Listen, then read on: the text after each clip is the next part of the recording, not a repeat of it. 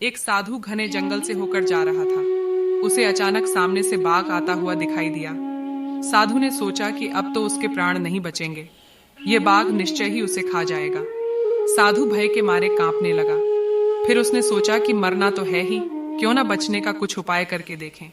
साधु ने बाघ के पास आते ही ताली बजा बजा कर नाचना शुरू कर दिया। बाघ को यह देखकर बहुत आश्चर्य हुआ। वह बोला, ओ रे मूर्ख, क्यों नाच रहे हो? क्या तुम्हें नहीं पता कि मैं तुम्हें कुछ ही देर में खा डालूंगा? साधु ने कहा, हे बाघ, मैं प्रतिदिन बाघ का भोजन करता हूँ। मेरी झोली में एक बाघ तो पहले से ही है, किंतु वह मेरे लिए अपर्याप्त है।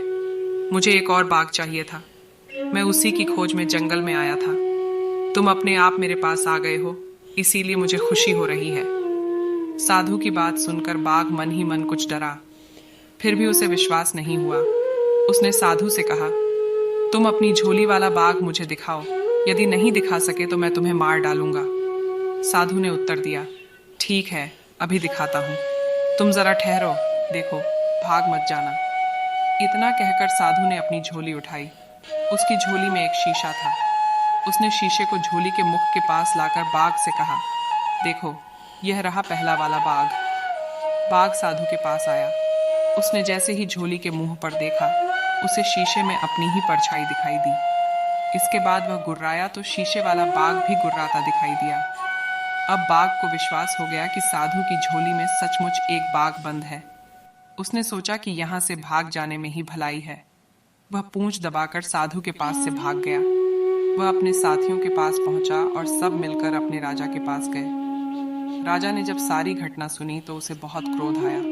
वह बोला, तुम सब कायर हो, कहीं आदमी भी बाघ को खा सकता है।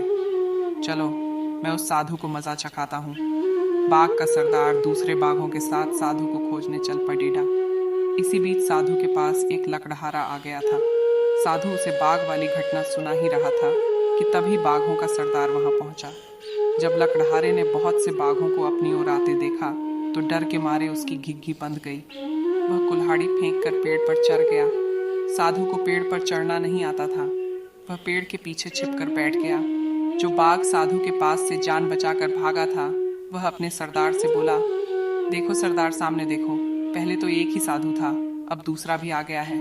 एक नीचे छिप गया है और दूसरा पेड़ के ऊपर। चलो भाग चलें। बाघों का सरदार बोला, मैं इनसे नहीं डरता।